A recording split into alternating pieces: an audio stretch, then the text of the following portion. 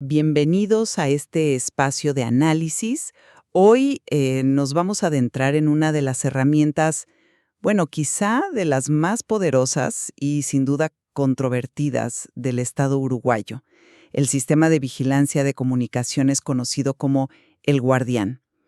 Fue diseñado para ser un arma clave contra el crimen organizado, capaz de interceptar llamadas, correos, redes sociales, pero claro, su misma existencia nos obliga a plantear una pregunta fundamental sobre el equilibrio entre seguridad y privacidad. Exacto. Y el centro de nuestra conversación, a partir de la información que se ha hecho pública, es si los controles que se diseñaron para esta herramienta son realmente efectivos. La pregunta es, ¿son los mecanismos de control de El Guardián, digamos, lo suficientemente robustos y rigurosos para prevenir abusos? ¿O por el contrario, existen fallas estructurales en su diseño e implementación que ponen en grave riesgo los derechos de todos los ciudadanos? Desde mi perspectiva, el sistema se asienta sobre un pilar fundamentalmente sólido, la legalidad estricta, con la autorización judicial como garantía última. Sostengo que el marco procesal existente crea un sistema de control auditable que, en su estado actual, previene eficazmente el uso indebido. Y mi postura es que esa solidez es más teórica que real. Argumentaré que los controles son insuficientes, que la historia demuestra que han fallado de manera, alarmante y que persisten vacíos peligrosos que comprometen seriamente la rendición de cuentas y el derecho a la privacidad. A ver, para mí, la clave está en que el guardián no puede actuar por sí solo. Cada intercepción, sin excepción, requiere una orden judicial fundada. No es una decisión policial ni política. El protocolo de actuación, que fue firmado por el Ministerio del Interior, la Fiscalía y la Suprema Corte de Justicia, es muy claro al respecto. Y la plataforma digital SAIL es el corazón de esta garantía, porque digitaliza y sella cada paso del proceso. O sea, antes, una solicitud podía ser un simple oficio en papel, fácil de perder o manipular. Ahora es una traza digital inalterable que viaja de la policía al fiscal para su dictamen y de ahí al juez para la autorización final. Esta cadena de mando es explícita e ineludible. Pero esa cadena de mando depende de que cada eslabón cumpla su función. Precisamente, y el sistema está diseñado para forzar ese cumplimiento. Las propias operadoras de telecomunicaciones, que son entidades privadas, forman parte de este circuito de control. No pueden intervenir una línea si no reciben la orden a través de la plataforma SAIL, firmada digitalmente por el juez. Esto crea una estructura de controles cruzados que hace que un uso clandestino sea, en la práctica, casi imposible. De hecho, incluso análisis críticos de la sociedad civil como los de Datisoc reconocen que esta posibilidad es poco probable gracias a estos candados, y los números respaldan que esto no es teoría. El informe de transparencia de Telefónica de 2023, por ejemplo, reporta 3.810 solicitudes legales procesadas en Uruguay. Esto demuestra que el procedimiento judicial es la práctica cotidiana y regulada del sistema. Ahí es donde difiero fundamentalmente. Un sistema de control no es su diseño en un papel, sino su historial de cumplimiento. Y la historia de El Guardián es la crónica de un fracaso estrepitoso en sus controles. La prueba más irrefutable es la denuncia que hizo el senador Javier García en 2019. Reveló algo gravísimo. Durante al menos 3 años, los pilares de la supervisión simplemente no se aplicaron. El Ministerio del Interior tenía la obligación, según el artículo 11 del protocolo, de enviar informes trimestrales a la Suprema Corte de Justicia. En ese periodo, debían haber enviado 12 informes. No llegó ni uno solo. 0. Fue una falla grave, no lo niego. No fue una falla. Fue la anulación deliberada del corazón de los controles, como se le llamó en su momento. Era el mecanismo que permitía al Poder Judicial verificar que las intervenciones se correspondían con las órdenes emitidas. Sin esos informes, la supervisión era imposible. La propia Suprema Corte de Justicia tuvo que admitir que no podía descartar que se hubiera usado el sistema ilegalmente, porque el único mecanismo para verificarlo estaba desactivado. Y a esto se suma un problema de fondo. El protocolo no es una ley, es un acuerdo de buenas intenciones. Y aquí está la diferencia fundamental. Un protocolo no establece consecuencias. Una ley, en cambio, define sanciones claras para los funcionarios que no cumplen, crea mecanismos de apelación y obliga al sistema a rendir cuentas. Un simple acuerdo interinstitucional, como ya vimos, se puede ignorar sin que pase nada durante años. Es un andamiaje muy frágil para una herramienta tan invasiva. Entiendo perfectamente la gravedad de lo ocurrido en ese periodo, pero mi lectura de esa crisis es distinta. Yo no la veo como una prueba de la invalidez permanente del sistema, sino como el catalizador que forzó su fortalecimiento. El hecho de que esas fallas salieran a la luz, que se discutieran en el Parlamento y en la prensa, demuestra que el sistema, aunque imperfecto, no operaba en una oscuridad total. Es susceptible de corrección pública.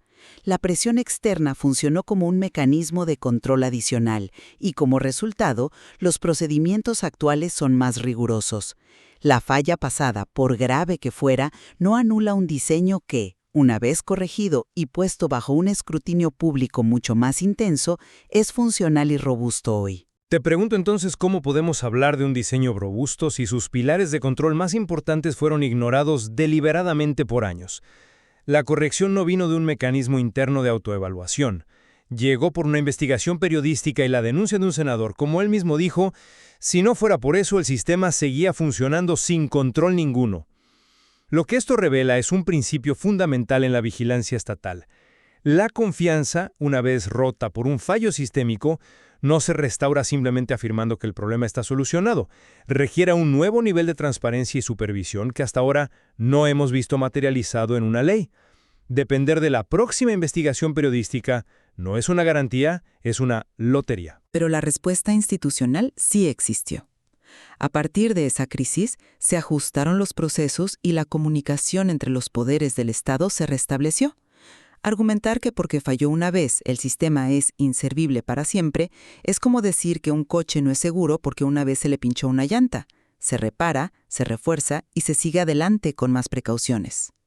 La supervisión pública y mediática es de hecho una parte legítima y saludable de los pesos y contrapesos en una democracia. No es una lotería, es una función de control social. No estoy de acuerdo. Una llanta pinchada es un fallo mecánico.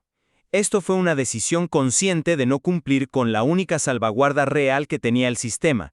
Y eso nos lleva directamente al eslabón que tú consideras más fuerte y yo quizás el más vulnerable en la práctica, el rol del juez. Para mí, el juez es la garantía final e irrefutable. Como decía, la plataforma SAIL asegura que ninguna operadora actúe sin esa orden firmada digitalmente. La policía llena un formulario, el fiscal dictamina sobre su pertinencia y el juez penal toma la resolución final. Es un flujo de trabajo digital, centralizado y auditable. Esto impide de raíz la acción unilateral del Poder Ejecutivo o de una dependencia policial. Someter la vigilancia al escrutinio del Poder Judicial es la máxima protección que ofrece un Estado de Derecho. El propio Ministerio del Interior ha insistido en que cada acción de El Guardián es rastreable y auditable. Respeto esa visión del rol judicial, pero la evidencia sugiere que puede ser más un formalismo que un filtro real. Una orden judicial es solo tan fuerte como la información en la que se basa. Ya en un informe del 2016, mucho antes de la crisis de los reportes, se advertía sobre una preocupación muy seria, que la policía realizara intervenciones de facto por otros medios y luego buscara la autorización judicial para blanquear la información ya obtenida. Esto convertiría al juez en un simple validador de procedimientos ya iniciados, no en un controlador previo. El fiscal Juan Gómez ha defendido que las órdenes se dan tras un estudio, pero otros juristas, como el doctor Fagundes, señalaban en su momento que era muy común que el proceso fuera a la inversa. Pero esa crítica apuntaba a un sistema anterior, un modelo manual y fragmentado, donde hasta 22 dependencias policiales distintas podían solicitar interceptaciones por su cuenta. Precisamente, El Guardián y la plataforma SAIL se crearon para terminar con esa dispersión y centralizar el proceso. Hoy, la firma electrónica del juez es el requisito técnico indispensable para que la operadora active la interceptación. La posibilidad de blanquear una intervención técnica que nunca existió formalmente se reduce drásticamente, porque no hay intervención sin orden previa en el sistema. De acuerdo. El sistema centralizado dificulta esa práctica específica, pero no resuelve el problema de fondo. Y la crítica de DATISOC aquí es clave. El protocolo actual sigue sin establecer cuál debe ser el contenido mínimo de la orden judicial. No define el nivel de detalle, el alcance, los límites. Esto deja la puerta abierta a que se emitan autorizaciones genéricas, demasiado amplias, que no respeten los principios de necesidad y proporcionalidad. Es como si un juez firmara una orden de registro para una casa, pero sin especificar qué habitación se puede registrar ni qué se está buscando. El permiso existe, pero sus límites son tan vagos que se vuelven peligroso. ¿Cómo puede un juez ejercer un control efectivo si el marco que regula su propia orden es ambiguo? Yo no creo que sea ambiguo. El protocolo exige que la orden sea fundada, y ese término tiene un peso jurídico enorme. Implica que el juez tiene la obligación de evaluar la pertinencia de la medida, la necesidad de la misma para la investigación y la proporcionalidad entre la intromisión en la privacidad y el delito que se persigue. Que el protocolo no lo detalle con la minuciosidad de un código procesal no significa que el juez esté exento de aplicar estos principios constitucionales. La práctica judicial, la jurisprudencia, se encarga de llenar esos espacios. Confiamos en que los jueces apliquen la totalidad del marco legal, no solo un protocolo administrativo. Pero esa confianza ciega en la práctica judicial es problemática cuando hablamos de derechos fundamentales. Necesitamos reglas claras y explícitas, no la interpretación individual de cada magistrado. Y esto se vuelve aún más preocupante si ampliamos la mirada y dejamos de ver a El Guardián como un sistema aislado. Porque no lo es. Es solo una pieza de un ecosistema de vigilancia estatal que está creciendo rápidamente y en silencio. Hablamos de software de reconocimiento facial en espacios públicos, de herramientas de monitoreo de fuentes abiertas en redes sociales como Usinet. Estas otras tecnologías, a diferencia de El Guardián, carecen casi por completo de regulación pública, protocolos o transparencia. Esto revela una cultura estatal de adoptar tecnologías de vigilancia sin el debate parlamentario ni los marcos legales correspondientes, lo cual, inevitablemente, socava cualquier confianza que se pueda tener en la gestión del Guardián. Entiendo que la regulación de otras tecnologías es un debate válido y urgente, pero yo lo veo desde el ángulo opuesto. Para mí, el Guardián no es parte del problema, sino el modelo a seguir. A diferencia de esos otros sistemas que mencionas, sí cuenta con un protocolo público, con la intervención obligatoria del Poder Judicial y con la participación de actores privados como auditores forzosos del proceso. Es, de hecho, el ejemplo de cómo se debería haber hecho con el resto de las herramientas. La confidencialidad sobre sus detalles técnicos, que fue ratificada por la justicia cuando se negó una solicitud de acceso a la información sobre su compra, no es una excusa para la opacidad. Es una medida de seguridad operativa, necesaria para que la herramienta siga siendo eficaz contra el crimen organizado y el narcotráfico, que sí adaptan sus métodos. Un modelo a seguir que funcionó sin controles durante 3 años no me parece el mejor ejemplo. Y esa confidencialidad que mencionas es un arma de doble filo. La organización DATISOC habla de nuevas funcionalidades secretas de El Guardián. Si el software evoluciona y adquiere nuevas capacidades de vigilancia, pero el protocolo de 2017 sigue siendo el mismo, los controles se vuelven obsoletos. El punto no es revelar secretos técnicos que ayuden a los delincuentes, sino que el Parlamento y la ciudadanía sepan qué es capaz de hacer el Estado para vigilarlos. Puede analizar patrones de voz, puede geolocalizar en tiempo real. ¿Qué tipo de metadatos recoge? Si el sistema es una caja negra que evoluciona en secreto, ¿cómo podemos estar seguros de que los controles actuales siguen siendo adecuados? El ecosistema de vigilancia no es solo la suma de sus partes, es cómo interactúan. La información obtenida sin control por Usinet podría ser usada para justificar una solicitud legal a través de El Guardián, contaminando todo el proceso. Pero eso es especulación. El sistema, tal como está regulado, se enfoca en la intercepción de comunicaciones específicas bajo orden judicial.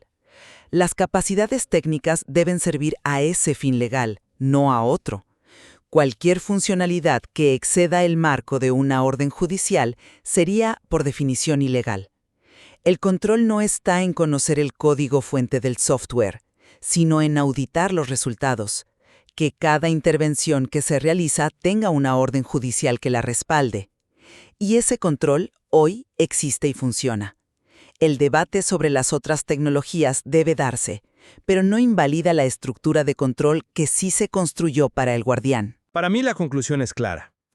La historia de incumplimientos graves que no fueron detectados por los mecanismos internos, sino por la presión externa, sumada a la insuficiencia de un protocolo que no tiene el rango ni la fuerza de una ley, impide afirmar con certeza que el Guardián esté a salvo de abusos. La existencia de un ecosistema de vigilancia más amplio y menos regulado solo agrava el riesgo, creando una debilidad sistémica que deja los derechos de los ciudadanos en una posición muy vulnerable.